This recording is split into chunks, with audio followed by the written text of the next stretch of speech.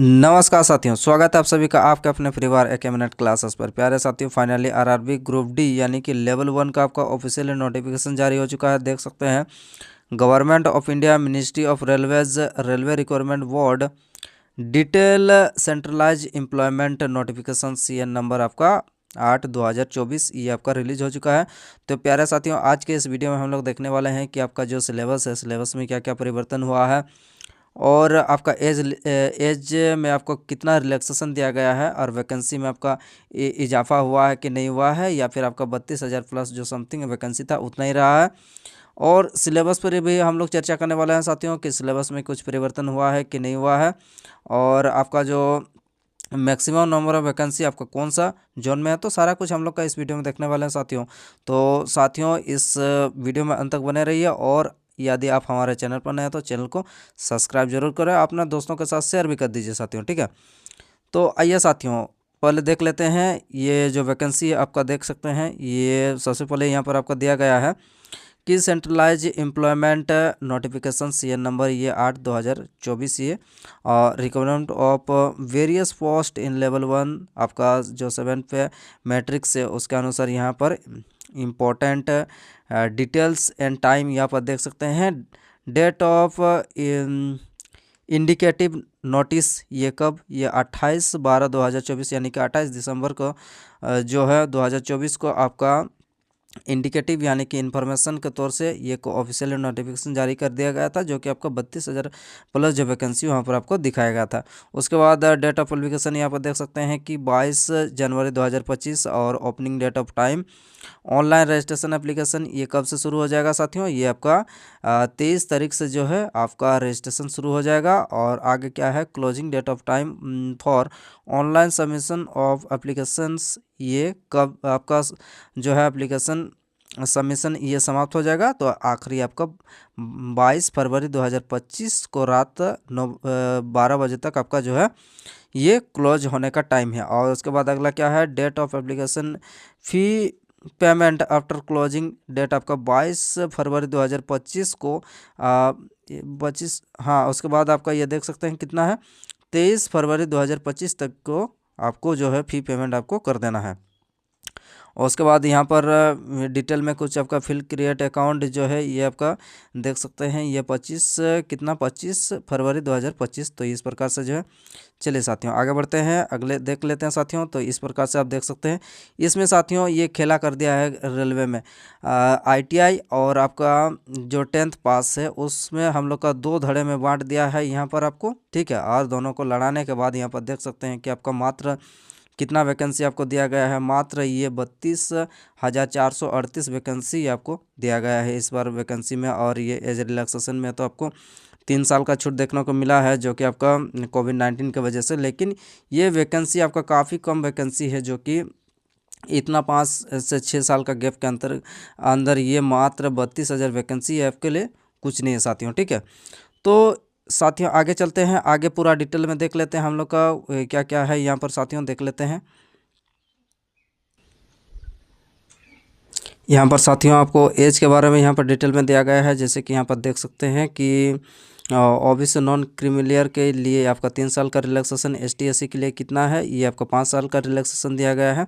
तो इस प्रकार से जो है आप देख सकते हैं कि एज रिलैक्सेशन में यहाँ पर पूरा डिटेल में यहाँ पर दिया गया है। तो साथियों ये आपका एज रिलैक्सेशन संबंधित है। चलिए साथियों, अब हम लोग फ़ी पर बात करते हैं। तो फ़ी के बारे में यहाँ पर आपका डिटेल में दिया गया है, जैसे कि आप यहाँ पर एग्जामिनेशन फ़ी के बारे में कि आपको पहले जितना 500 रुपया लग रहा था, तो उसी प्रकार से आपको 500 रुपया लगेगा। और यहाँ पर आपका जो ST/SC है और फीमेल कैंडिडेट है उसके लिए यहाँ पर कितना लगेगा, आपका 250 रुपया लगेगा। और यहाँ पर एग्ज़ाम देने के बाद अगर एग्ज़ाम दे देते हैं तो आपका 400 रुपया जो है आपका रिफंड मिल जाता था। उसी प्रकार से जो इस बार भी आपको पूरा मिल जाएगा, ठीक है। तो आइए अब आगे चलते हैं साथियों। चलिए अब आगे देख लेते हैं, आगे हमारा क्या है, रिक्रूटमेंट प्रोसेस। यहाँ पर जो प्रक्रिया है, भर्ती प्रक्रिया है, तो भर्ती प्रक्रिया में क्या होगा, सबसे पहले हमारा CBT एग्ज़ाम होगा, ये देख सकते हैं कंप्यूटर बेस्ड टेस्ट। उसके बाद आपका PT होगा, उसके बाद क्या हो जाएगा, DB हो जाएगा, उसके बाद आपका मेडिकल होगा। तो इस प्रकार से ये 4 प्रक्रिया से आपको जो है नौकरी के लिए आपको गुजरना पड़ेगा। आगे देख लेते हैं साथियों, आगे हमारा क्या है, आगे यहाँ पर आपका कंप्यूटर बेस्ड टेस्ट यानी कि जो एग्ज़ाम होगा, एग्ज़ाम में आपका जो क्वेश्चन है, क्वेश्चन आपका किस प्रकार से जो है, कहाँ कहाँ से आपका कौन कौन सा जो है साइंस से कितना क्वेश्चन पूछा जाएगा, मैथ से कितना क्वेश्चन पूछा जाएगा, ये यहाँ पर देख सकते हैं। आपका टोटल 90 मिनट का जो है एग्ज़ाम टाइम है। और यहाँ पर जनरल साइंस जो है यानी कि साइंस आपका टोटल कितना 25 क्वेश्चन पूछा जाएगा, मैथमेटिक्स ठीक उसी प्रकार से 25 क्वेश्चन पूछा जाएगा, और ये रीजनिंग से 30 क्वेश्चन, और आपका जीके जीएस और करंट अफेयर मिला के आपका टोटल कितना, ये आपका 20 क्वेश्चन। तो कुल मिलाकर जो है आपको टोटल 100 क्वेश्चन जो है आपको देखने को मिलेगा। पिछले बार की तुलना में यहाँ पर आपका सेम टाइप ये यहाँ पर आपका सिलेबस में कोई परिवर्तन आपको देखने को नहीं मिला है। और आपका माइनस मार्किंग जो है यहाँ पर आपका है क्या 1/3 है, तो इसको भी आपको ध्यान रखना है साथियों। चलिए अब आगे बढ़ते हैं साथियों। चलिए अब बात करते हैं साथियों हम लोग फिजिकल एफिशिएंसी टेस्ट यानी कि पीईटी पर बात करते हैं। तो पीईटी हम लोग का कोई परिवर्तन नहीं किया है। मेल में जैसे पहले था कि 35 किलो आपको कितना मिनट में 35 किलो आपको 35 किलो 100 मीटर कितना 2 मिनट में 1 चांस। और आपका क्या है यहाँ पर 1 किलोमीटर जो है 4 मिनट 15 सेकंड। और उसी प्रकार से यहाँ पर फीमेल कैंडिडेट का क्या है, फीमेल कैंडिडेट का 20 किलो है, और यहाँ पर 100 मीटर 2 मिनट में। और उसके बाद यहाँ पर क्या है साथियों, ये आपका 1000 मीटर जो है यहाँ पर देख सकते हैं कि 5 मिनट 40 सेकंड। तो इसमें भी कोई परिवर्तन आपको पीईटी में देखने को नहीं मिलेगा। ठीक है, आइए अब आगे बढ़ते हैं साथियों। उसके बाद यहाँ पर देख सकते हैं कि आपका जो डिटेल ऑफ वेरिएशन जो आरआरबी है, यहाँ पर आरआरबी यहाँ पर आपको जो है ऑफिशियल नोटिफिकेशन आपको देखने को मिल जाएगा, ये जो आरआरबीज है यहाँ पर। ठीक है, आइए अब आगे बढ़ते हैं। आगे यहाँ पर आपका जो टोटल 16 आरआरसी है यहाँ पर, तो आपका टोटल 16 आरआरसी यहाँ पर देख सकते हैं कि ये कौन कौन सा है। ये आपका सेंट्रल रेलवे है, ईस्टर्न रेलवे है, ईस्टर्न सेंट्रल रेलवे। तो इस प्रकार से साथियों ये आपका टोटल जो है 16 आरआरसी है। यहाँ पर टोटल 16 आरआरसी में आपको जो है ऑफिशियली नोटिफिकेशन जो है आपको देखने को साइट में उपलब्ध करा दिया जाएगा। और उस प्रकार से जो आपको रजिस्ट्रेशन के लिए 23 तारीख से आपको जो है लिंक एक्टिवेट हो जाएगा साथियों। ठीक है, आगे चलते हैं साथियों। आइए अब बात करते हैं साथियों हम लोग टोटल जो पोस्ट प्रेफरेंस है पैरामीटर। यहाँ पर देख सकते हैं कि टोटल आपका कितने पोस्ट हैं। टोटल आपको 14 पोस्ट आपको इस बार दिए गए हैं। यहाँ पर आप देख सकते हैं टोटल 14 पोस्ट ये इस प्रकार से हैं। और इस पोस्ट में जो है साथियों आपको खेला कर दिया है। यहाँ पर देख सकते हैं कि आपका जो 10th या ITI या फिर equivalent of national act apprentice जो भी है NCBT SCBT, तो ये यहाँ पर आपका पूरी खेला हो गया। तो यानी कि ITI और जहाँ जहाँ पर आपका ITI वाले भर सकते हैं वहाँ पर आपका 10th वाला भी, और आपका एक्ट अप्रेंटिस वाले भी वहाँ पर भर सकते हैं। तो यहाँ पर ITI वालों के लिए एक जो है बहुत बड़ा कह सकते हैं कि आपका दुख भरी खबर है साथियों। ठीक है, आगे यहाँ पर जो दिया गया है, यहाँ पर जो पोस्ट प्रेफरेंस में यहाँ पर देख सकते हैं कि असिस्टेंट SNT, उसके बाद असिस्टेंट यहाँ पर वर्कशॉप, फिर उसी प्रकार से यहाँ पर लोकोसेड डीजल, फिर लोकोसेड इलेक्ट्रिकल। यहाँ पर सभी पोस्ट पर जो है 10th पास वाले भर सकते हैं। तो इसमें कोई परिवर्तन आपको नहीं किया गया है साथियों। ठीक है, और एज तो आपने देखा ही है, एज आपका कितना है 18 से लेकर आपको 36 एज इस बार जो दिया गया है। आगे देख लेते हैं साथियों। तो आगे हमारा जो है कुछ इस प्रकार से यहाँ पर आपका जो वैकेंसी टेबल है यहाँ पर, तो सबसे ज़्यादा वैकेंसी आपको कहाँ पर देखने को मिलेगा साथियों, ये आप देख सकते हैं। तो सबसे ज़्यादा वैकेंसी आपका आरआरबी यानी कि वेस्टर्न रेलवे यानी कि मुंबई में सबसे ज़्यादा मैक्सिमम वैकेंसी यहाँ पर कितना है साथियों, 4672 वैकेंसी आपको टोटल इस बार यहाँ पर आपको मुंबई जोन में आपको देखने को मिलेगा। उसके बाद आगे देख लेते हैं तो कितना है जयपुर में, कितना है साथियों। तो जयपुर में यहाँ पर कितना है आपका 1433 वैकेंसी है। आगे देख लेते हैं, आगे हुबली पर चलते हैं। तो साथियों हुबली में कितना है, हुबली में मात्र आपका 503 वैकेंसी दिया गया है। आगे यहाँ पर जबलपुर में देख लेते हैं।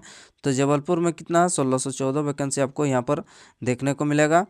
आगे देख लेते हैं, अगला हमारा क्या है, अगला हमारा भुवनेश्वर। तो भुवनेश्वर पर आपका कितना है, मात्र आपका 964 वैकेंसी आपको भुवनेश्वर में देखने को मिलेगा। उसके बाद साथियों ये बिलासपुर में कितना है, बिलासपुर में मात्र आपका 1337 वैकेंसी आपको बिलासपुर में दिया जा रहा है। और उसके बाद न्यू दिल्ली की बात करते हैं। तो न्यू दिल्ली में 4785 वैकेंसी आपको न्यू दिल्ली में दिया जा रहा है इस बार। आगे देख लेते हैं।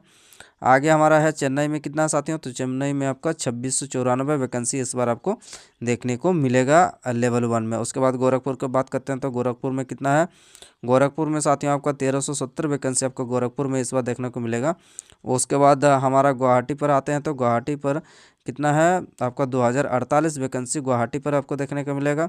उसके बाद कोलकाता चलते हैं ईस्टर्न रेलवे पर, तो कोलकाता में कितना है, कोलकाता में 1817 वैकेंसी आपको यहाँ पर ईस्टर्न रेलवे में आपको देखने को मिला। उसके प्रकार यहाँ पर सेंट्रल रेलवे मुंबई पर बात करते हैं तो सेंट्रल रेलवे मुंबई में जो है आपका 3240 वैकेंसी आपको इस बार देखने को मिलेगा।